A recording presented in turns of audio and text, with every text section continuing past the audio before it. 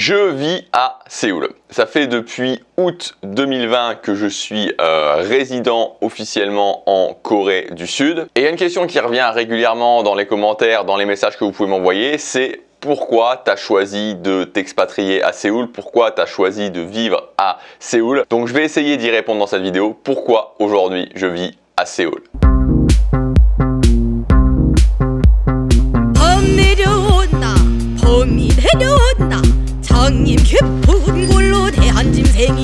Donc dans cette vidéo, je vais faire deux parties de la vidéo. La première partie, c'est comment je suis arrivé, comment j'y suis arrivé. Et la deuxième partie, ça va être comment j'y suis resté. Alors à la base, ce qu'il faut savoir, c'est que j'ai toujours aimé le Japon. Je pense comme beaucoup de Français qui ont grandi dans les années 90 ont été fortement influencés par les animes japonais. Donc moi, de mon côté, je pense à Dragon Ball Z. Je pense aussi à Evangelion.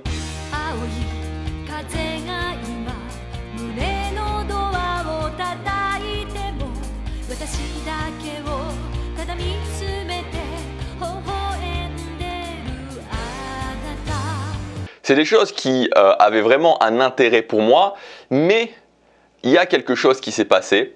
Et vous savez, des fois, j'imagine que vous avez déjà vécu ça dans votre vie, il y a des journées où on se lève le matin et on ne sait pas, en fait, quand on se lève le matin, qu'il y a un événement majeur qui va se passer dans votre vie. Il n'y a absolument rien qui indique qu'il y a un événement majeur qui va se passer dans votre vie et que cet événement va littéralement, mais littéralement, c'est pas clickbait, teasing, etc., mais littéralement changer le cours de votre vie. Alors il faut savoir que quand j'étais au lycée, je crois que j'étais au lycée, oui. Il y avait, mes parents vivaient plus ensemble et donc il y avait une année où j'avais plus cours le mardi après-midi. Je m'en souviens, c'était le mardi après-midi. Il y a mon père qui venait me chercher et on allait manger ensemble et de temps en temps on allait au cinéma. Et je me souviens encore de cet après-midi-là. On a été, c'était un mardi, on a été au cinéma. Et on a été voir, et totalement par hasard, vraiment totalement par hasard, parce que je me revois encore regarder l'affiche des films et dire ouais, il n'y a rien de spécifique, mais bon, allez, on va tenter ça. Et on a été voir le film qui s'appelle Wasabi.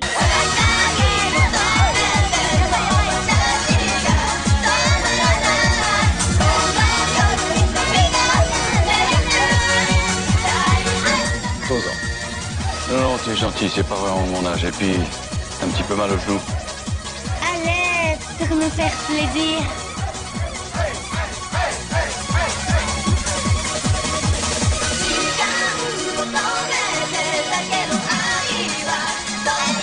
Et donc Wasabi, en fait, c'est juste une comédie qui se passe au Japon avec Jean Reno et Michel Muller. Et voilà, c'est pas un film qui fait spécifiquement la promotion du Japon. Mais en fait, quand j'ai vu ce film, je sais pas ce qui s'est passé en moi, mais littéralement, quand j'ai vu ce film, j'ai eu un déclic dans ma tête et je me suis dit, je veux vivre au Japon. Voilà, ça a été vraiment un putain de déclic en fait. Ce film, je suis retourné le voir avec mon père une fois, je suis retourné le voir avec ma mère deux fois, j'ai été le voir 4 fois au total. Ça a été vraiment le moment, voilà, le moment où je me suis dit je veux vivre au Japon. Et j'étais vraiment à fond après, j'étais vraiment super à fond.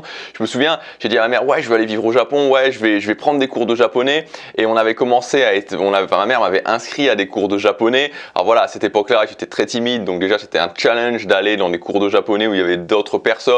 Et en plus, voilà, je tenais absolument pas, enfin, voilà, j'avais rien à voir avec ce que je suis aujourd'hui, donc je tenais absolument pas à ce que je faisais. Donc voilà, les cours de japonais au départ, j'ai été dans un cours, mais ça n'allait pas parce que j'étais trop timide. Alors au final, ma mère, elle m'a pris des cours par correspondance que j'ai tenu pendant, je sais pas, peut-être une session, même pas une session ou 2 sessions, puis j'ai arrêté. Et donc à ce moment-là, cette idée, ce rêve en fait de vivre au Japon, est juste passé en stand-by. Et voilà, j'avais envie de faire ça, mais quelque part, je pensais que je le ferais jamais. Et quelques années plus tard, donc là j'avais quitté la France, j'étais en Belgique, il y avait pas mal de choses qui s'étaient passées. Et à ce moment-là, c'était vraiment l'année 2013, comme j'en ai souvent parlé, qui était un gros low point pour moi, où j'étais très déprimé, je savais plus ce que je voulais faire de ma vie. Et c'est là que je me suis vraiment engagé dans mon développement personnel, que je me suis dit, ok, à partir de maintenant, je sais pas si je vais y arriver, je sais pas combien de temps ça va me prendre, voilà, j'ai aucune idée de quoi faire, mais je vais le faire. Voilà, j'ai aucune idée de ce que je vais faire, mais je vais le faire. Et j'ai commencé à faire des choses, j'ai commencé, voilà, à investir sur moi, bref, j'ai commencé à faire beaucoup de choses. Et Au final, une idée a émergé. L'idée qui a émergé, c'est l'idée du business en ligne. J'ai commencé à créer un premier business en ligne et ce premier business en ligne m'a permis de devenir indépendant entre guillemets financièrement. Je gagnais pas grand-chose, je gagnais globalement autour de 1500 € par mois avec ce premier business en ligne. Mais à ce moment-là, je me suis dit, ok, je peux continuer dans cette voie-là. Et il y a aussi quelque chose qui a émergé, c'est le fait de me dire, maintenant j'ai un business en ligne, maintenant je peux être là où je veux dans le monde et maintenant il y a peut-être une petite chance que je puisse vivre au Japon. Et donc j'ai décidé, c'était l'année 2016, j'ai décidé d'aller au Japon, j'ai décidé de me dire ok, ça y est, je vais aller au Japon, ça y est, je vais aller passer des vacances au Japon, je vais aller visiter le Japon. Et à ce moment-là, j'avais un ami qui était super fan de la Corée. Voilà, vraiment super fan de la Corée, en mode voilà, j'écoute de la K-pop, voilà, je suis fan de la Corée. Il me disait ouais, va en Corée, c'est super, la Corée. Il me parlait tellement de Corée. Et à ce moment-là, j'étais vraiment dans un moment, et je le suis toujours d'ailleurs actuellement, où je me disais ok, il faut que je teste des choses, il faut que je sois ouvert à la nouveauté. Et donc je me suis dit tout simplement je vais au Japon. Ce que je vais faire, c'est qu'avant d'aller au Japon, je vais aller en Corée en fait. Je vais aller en Corée, je vais aller passer quelques jours en Corée, et puis ensuite j'irai au Japon. J'ai été au Japon, j'ai adoré le Japon, mais j'ai aussi été en Corée et j'ai vraiment eu un coup de cœur qui a été très surprenant pour moi pour la Corée. Et ce que je me suis dit après ce voyage, c'est que j'allais vivre dans un de ces deux pays. Au final, mes business ont continué à grandir. J'avais une vie en Europe, ça n'a pas été facile de faire ce choix-là, il y a eu des sacrifices à faire, des sacrifices difficiles à faire, mais en 2018, fin 2018, j'ai pris la décision de m'installer en Asie.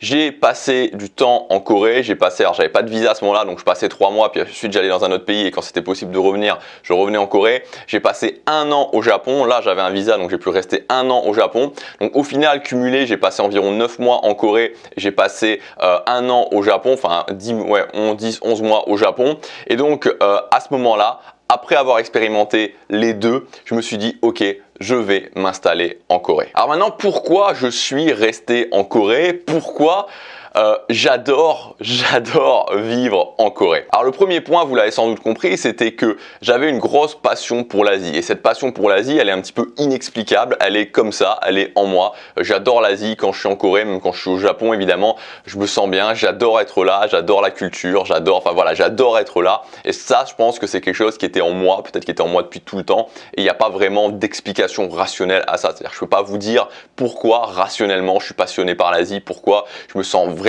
bien et que j'adorais, que ça me gênait pas de dépenser 3 à 4 000 euros. Voilà, j'ai dépensé énormément d'argent en aller-retour en Asie. Vous pouvez pas imaginer le nombre d'argent que j'ai dépensé parce que je me disais, quand j'étais en Europe, je me disais toujours, ok, il faut que je continue à m'exposer, il faut que je continue à m'exposer parce que sinon mon rêve il va mourir. Il faut que je continue.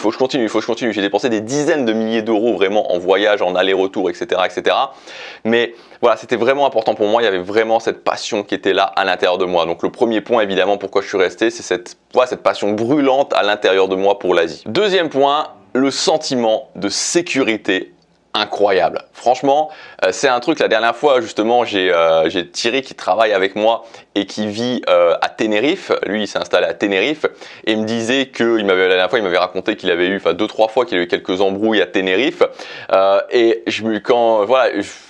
En fait, ça, c'est le côté insécurité, mais ça a totalement disparu, quoi. Ça n'existe pas, quoi. Alors si ça existe, je veux dire, quand il y a un truc, quand il y a une bagarre dans le métro, ça passe à la télé, au journal national ici. Franchement, c'est vraiment un truc de fou, quoi. C'est vraiment un truc de fou. Moi, je veux dire, aujourd'hui, l'insécurité, vraiment, la notion d'insécurité est complètement sorti de ma vie et je vous le dis franchement, c'est super agréable parce que des fois j'avais l'impression quand j'étais en France, quand j'étais en Belgique, qu'il y avait cette notion d'insécurité, qu'il y avait des gens qui disaient un petit peu ouais bon c'est vrai il y a de l'insécurité mais bon est-ce que c'est vraiment, mais ouais c'est pénible en fait, finalement c'est pénible. Aujourd'hui je voudrais plus vivre ça, j'ai plus envie de vivre ça, j'ai plus envie de vivre le soir quand je sors et que c'est la nuit, qu'il est 9h, 10h, 11h, j'ai plus envie de marcher dans la rue en me disant peut-être que quand je vais passer devant ce groupe de personnes ils vont venir me parler pour essayer de me prendre mon téléphone ou ce genre de plan. C'est relou quoi, franchement c'est lourd, c'est pénible quoi. Et vivre dans un pays, si aujourd'hui, moi je vous encourage, et pas forcément en Corée du Sud, il y a d'autres pays, il y a plein d'autres pays, il y a beaucoup de pays asiatiques où il y a une sécurité qui est totale. C'est génial quoi, franchement c'est quand même, c'est un truc on s'en rend pas compte, mais c'est c'est génial. Franchement, c'est génial d'avoir une sécurité totale. Ensuite, la troisième chose qui m'a fait rester en Corée, c'est le lifestyle coréen. Il y a vraiment une sorte, alors on pourrait dire peut-être pas autant qu'en France, mais il y a un art de vivre, on pourrait dire, à la coréenne. Je pense par exemple au café. Il y a vraiment le fait d'aller dans ces cafés, de passer beaucoup de temps dans les cafés. Il y a aussi évidemment tout ce qui concerne les restaurants. La vibe des restaurants est vraiment différente d'en France, puisqu'en Corée on va beaucoup plus au restaurant. C'est-à-dire que c'est pas, quand vous allez au restaurant, c'est pas forcément je vais au restaurant, entrée, plat, dessert, et ça va me coûter 100 € quoi. Ici vous pouvez aller au restaurant et ça peut vous coûter, je veux dire même si vous êtes deux, ça peut vous coûter 15 €, ouais, ça peut vous coûter même des fois moins de 15 € ou 20 €. Donc il y a vraiment cette notion où il y a un certain art de vivre à la coréenne, il y a un lifestyle coréen. Voilà, les Coréens aiment beaucoup faire la fête aussi, vraiment, il y a vraiment cette notion où il y a un côté, vraiment un côté voilà, assez calme pendant la journée, mais il y a un côté où voilà, on se lâche, on fait la fête pendant les soirées, pendant les week-ends. Donc ça c'est assez cool, même si moi je suis pas spécifiquement un oiseau de nuit très honnêtement. Enfin voilà, je vais sortir le week-end, mais en général c'est rare que j'aille plus loin que minuit. Voilà, mais voilà, c'est un truc que j'aime beaucoup et ouais, voilà, j'aime beaucoup le lifestyle coréen. Quatrième point, la ville de Séoul. J'adore la ville de Séoul, voilà. Alors il y a certaines personnes qui aimeraient pas forcément parce que c'est une énorme ville, il y a plein de béton, etc. Mais voilà, c'est vraiment une grosse capitale, c'est vraiment, voilà, c'est vraiment une ville qui est vivante, c'est vraiment un endroit où voilà, vous pouvez sortir à n'importe quel moment, il y a toujours quelque chose d'ouvert. Puis voilà, tout simplement la ville en elle-même, je trouve que voilà, j'aime beaucoup cette ville de Séoul. Cinquième point, c'est le côté très stimulant de vivre dans un nouveau pays, c'est-à-dire qu'il y a toujours aujourd'hui, même après, maintenant ça fait plus d'1 an que je suis installé définitivement ici, mais c'est toujours très stimulant, il y a toujours de nouvelles choses, il y a toujours des découvertes, il y a le fait de voilà, le coréen, tout ça. Donc ça, je trouve ça extrêmement stimulant, je trouve ça extrêmement enrichissant dans ma vie. Et le sixième point, c'est qu'en Corée, il y a un truc que j'aime beaucoup, moi, et ça c'est vraiment à titre personnel, c'est que c'est un pays qui est très compétitif. Il y a vraiment une notion de compétition qui est très importante, qui commence vraiment dès le plus jeune âge. Alors il y a certaines personnes qui détesteraient ça, mais moi j'aime beaucoup ça. Voilà, moi j'aime beaucoup cette notion de compétition. Je trouve ça, enfin j'aime la compétition, j'aime le fait de me battre pour être le meilleur. Et donc moi ça, même si j'ai pas forcément, je veux dire, je suis pas dans une entreprise coréenne, je travaille pas dans une entreprise coréenne, donc voilà, je le vis pas au quotidien, mais il y a quand même cette idée générale, on le voit dans les discussions, etc. Et moi je trouve ça, voilà, je trouve ça vraiment stimulant aussi. Et enfin pour terminer, pour ceux qui sont toujours là, qui sont vraiment intéressés dans la vidéo, alors pourquoi la différence, enfin pourquoi j'ai été en Corée plutôt qu'au Japon? Très honnêtement, ça a été un choix difficile. C'est-à-dire que ça a été un choix difficile. Ça s'est pas joué forcément à grand chose, mais je sais pas. À certains moments, je me trouvais un petit peu plus attiré par la Corée que le Japon. Mais honnêtement, si j'avais dû vivre au Japon et si j'étais resté au Japon, ça aurait pas été un drame pour moi, quoi. Voilà, ça aurait pas été un drame. Je pense qu'en ayant vécu, alors j'ai pas vécu énormément dans les deux, mais maintenant en ayant vécu plus d'1 an en Corée, j'avais déjà vécu 1 an au Japon.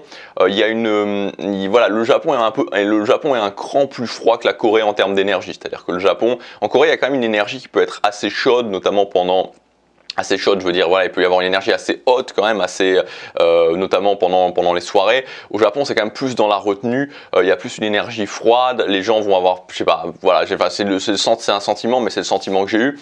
Donc voilà, mais encore une fois, ça s'est joué à pas grand chose, mon choix entre Séoul et Tokyo. Et pour ceux qui me demandent, est-ce que j'aurais envie de revenir en France? Non, pas du tout, honnêtement, non, voilà, vraiment pas du tout. J'ai pas du tout envie de revenir en France. Alors après, on sait jamais ce qui peut arriver dans la vie, mais très objectivement, là, c'est pas du tout dans mes projets de revenir en France. J'aime beaucoup ma vie à Séoul. Je suis très heureux de vivre à Séoul. Et donc voilà pour cette vidéo. Voilà, donc c'était une vidéo qui était un petit peu hors sujet où j'ai vraiment raconté pas mal de choses sur moi. Si vous l'avez suivi jusqu'au bout, voilà, merci de l'avoir suivi jusqu'au bout. Comme ça, vous saurez exactement le pourquoi du comment. Je vous dis à demain pour la prochaine vidéo. Passez à l'action, chaque jour compte.